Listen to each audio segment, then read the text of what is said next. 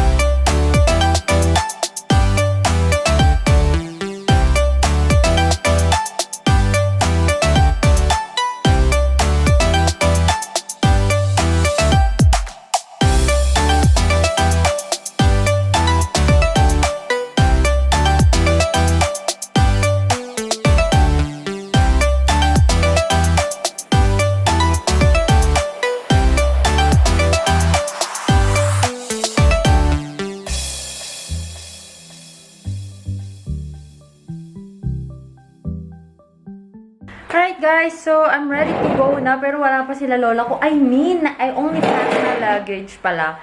Itong luggage ko na nasira. As you've seen in the previous video, ito.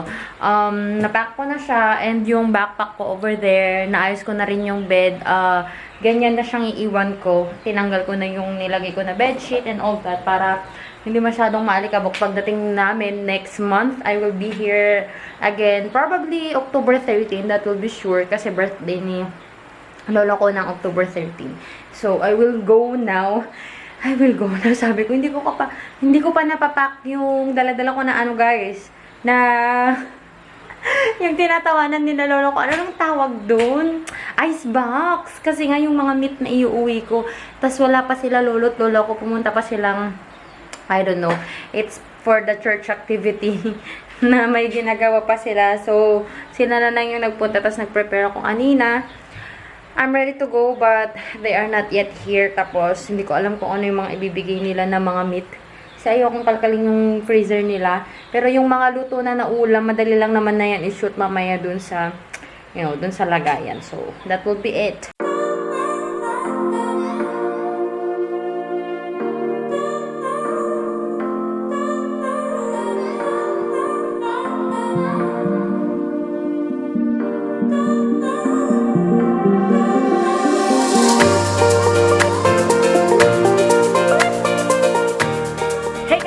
So, I'm back dito na sa Pangasinan. Actually, nakalipas na po ang ilang araw. And nakalimutan kong isara yung vlog. kalimutan kong i-continue. Actually kasi, nung i-continue ko dapat, naging busy kami kasi nag-film kami ng project ng border ko. In-interview kami. Kaming dalawa ni Dana. So, yun. So, ngayon guys, mag-skincare lang ako. Hindi ko alam kung pang ilang araw ko na ba to. Parang ano na, more than, pang 1 week ko na ba? Check ko nga. Check ko pa talaga yung vlog ko guys. Pang 9th day ko na pala siya. So, magto-toner lang tayo. Yung skin ko guys, andito pa rin to. Hindi pa rin siya nawawala. Gusto ko dito sa side na to, ayan. Masyadong pigmented sa pero in real life, eto, nag-ano na siya talaga, nag-lighten na talaga siya compared nung una. Ayan, so, karabas ko lang maligo. Pagod ako guys, kasi galing akong duty. Tapos pagdating ko dito sa bahay, naglaba ako ng napakadami. Naglaba ako ng mga, ang tawag nito, ng kumot, ng tablecloth, ng damit ko na isang basket, tapos, ko.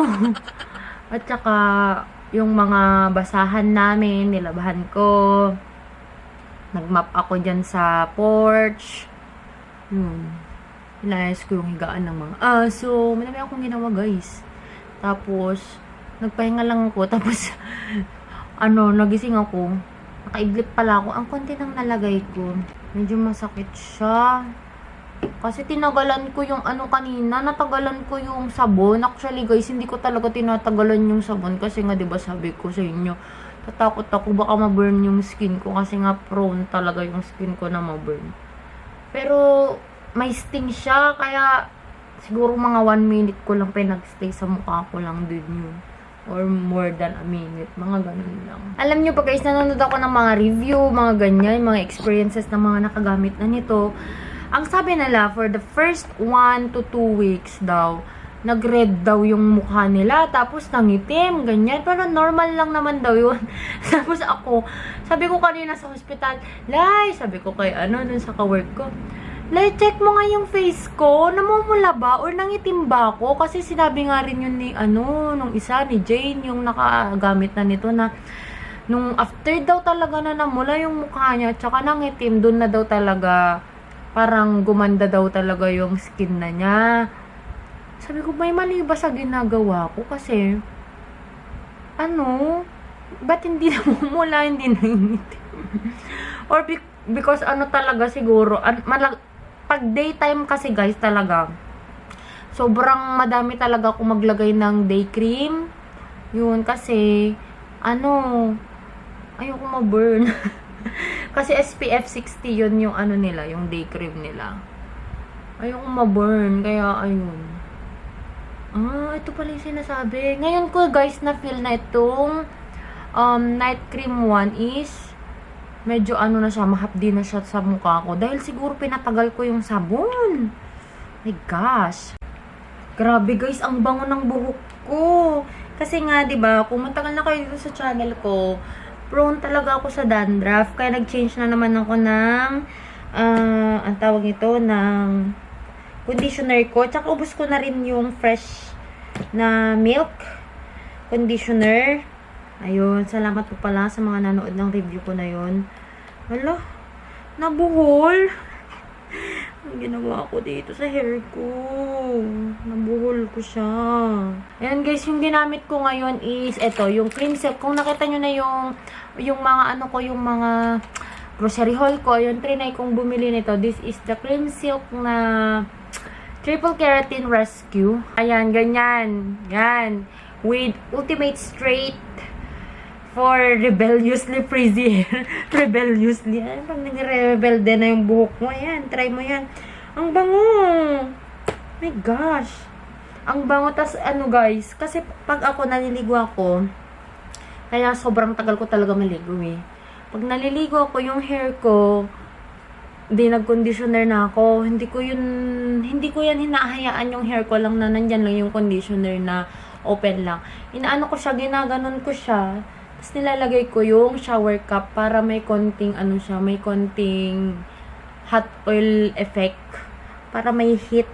Ang haba na kasi ng buhok ko, guys. Hindi ko na sa inyo. Ayan.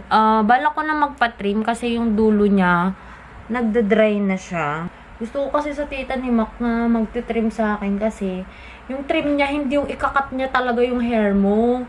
Yung talagang, ang tiyaga niya maghanap ng mga dry, mga split ends, kinukat talaga niya. Yung mga nakaangat, ganyan. Kasi ito guys, pag ganito palang gabi, nilalagyan ko to ng oil. Ito guys, yung Vitress na cuticle coat, ayan, na may, ang tawag ba nito? Heat Protect. Ala, ito ata yung wala ng laman. Ay, meron pa. 3 pumps. Tapos, focus lang ako sa dulo. Ang init na. Yan, more on sa dulo yung pinafocus ko kasi dyan yung ano yung nagda-dry. Parang, alam mo yon, hindi sila masyadong nagkikis-kisan. Kasi pag may oil, wala masyadong friction. Hindi masyadong magkakaroon ng dryness. Wala lang. Theory ko lang. Hindi proven. Theory ko lang naman yun, di ba? Kasi 'di ba, pag ano pwedeng magkaroon ng split ends pag pag nagkikis-kisan sila, ganun, feeling ko lang naman. Night cream 2. Ito naman, sabi ni Jane, ito daw yung nakaka-relieve sa kanya kapag lagi si Jane, bidang-bida si Jane sa vlog ko nakaka-relieve daw sa parang hapde itong 2. Kasi sabi din nung nakita ko, wag daw kasi sobrang dami din nung night cream 1. Kasi yun yung night cream 1, yun yung whitening. Wag din daw sobrang dami yung ilagay. Ito naman, kaya gustong-gusto ko tong night cream 2. Actually, hindi siya cream. Para siyang gel. Ganun. Nakaka-moisturize siya. Gusto ko kasi yung mga moisturizing, ganyan. Maano talaga ako sa mga moisturizers. Masyado talaga akong gustong-gusto ko yung mga yan. Tayo ay maglo-lotion muna guys. Gagamitin ko yung lotion na dami ko pa kasing lotion. Ano ba? Ito na lang. Meron pa bang laman ito? Kojisan. Yan, na whitening. Kasi, hindi pa ba expired, beshi? Sayang eh. Naku. Hindi pa naman. Nag-lotion na ako ng gabi. Nagaya ko to kay Jonah. Actually, kanina nag-exfoliate ako kaya sobrang lambot ng balat ko ngayon. Ang gamit kong pinang-exfoliate ko is tomato and salt na scrub. I-review ko na lang yun. Pakita ko sa inyo. Alam niyo naman ako guys. Mahilig talaga ako sa mga scrubs, sa mga moisturizers, mga ganun. Kasi, ewan ko ba, pag sa scrub feeling, basta pang maligo. Sobrang gustong-gusto ko yung mga yan. Kasi, sobrang tagal ko nga sa CR. Parang yun lang yung me time ko. Yun, dun lang ako nare-relax. Tapos with classical music, violin, ganun. Bango ng Kojisan. May SPF ba to? Parang wala siyang SPF. So, while waiting, meron pa naman akong 1 minute, guys, para before I apply my night cream to, maglalagay lang ako ng castor oil sa aking kilay. This is the, sobrang tipid nito, ang laki nito. This is the Sol Organica, ayan, guys. Siguro, pang 5 years ko na itong gagamitin, kung pang kung pang kilay lang, tsaka lashes. Kasi konti lang naman yung kailangan natin sa lashes natin. Tsaka sa brows. Ayan. Ang kagandahan dito, meron na din silang applicator na kasama ng product. Ayan. Parang pang 2 weeks ko na to na ginagamit. Yata. Ayan. So, tingnan nyo naman yung kilay ko. Na siya. Kumapal na siya. Tsaka, mas mabilis ang pagtubo. Pero yung lashes ko, medyo pa din. Kasi hindi ako daily gumagamit nito, guys. Nakakalimutan ko kasi sa skincare ko. Tapos, lagay na rin ako ng moisturizer sa aking lips. Para wala tayong cracked lips. Yan. Sarap. Chocolate. Night cream 3 na tayo, guys. Ito naman is the parang, nakalimutan ko na. Lagi ko ngayon na-explain naman eh. Kung every time na rejuvenating, hindi to rejuvenating. Parang, para ibalik yung youthful glow, parang ganun. Mamadali na ako kasi dami ko pa palang yung gagawin. Maglalagay pa ako ng AHA pala sa legs ko.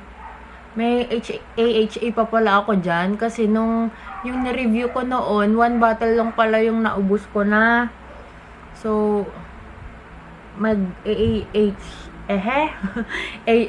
ulit ako para magamit yung mga AHA ko. Hindi ko naman lalagay sa mukha, sa katawan naman. Sa legs, sa puwet. TMI.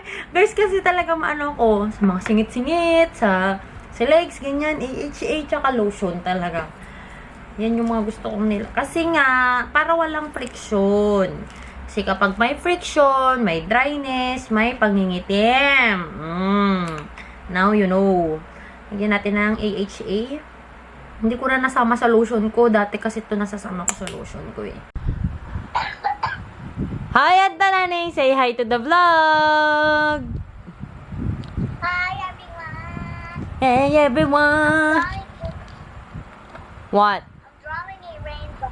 You're drawing a rainbow? Patingin nga ng rainbow. Patingin nga ng rainbow mo. I'm starting with the yellow. Yellow. What are the colors of the rainbow?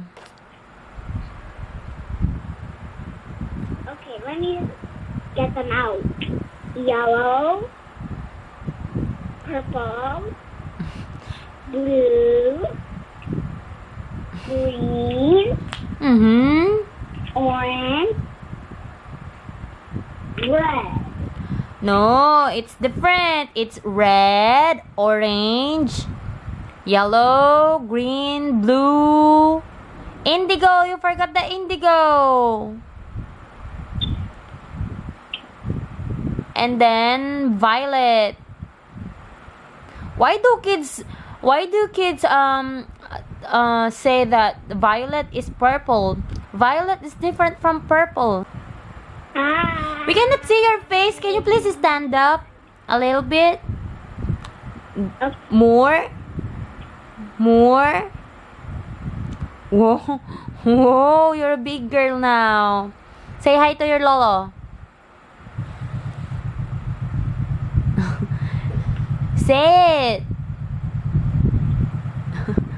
Why you're not saying it?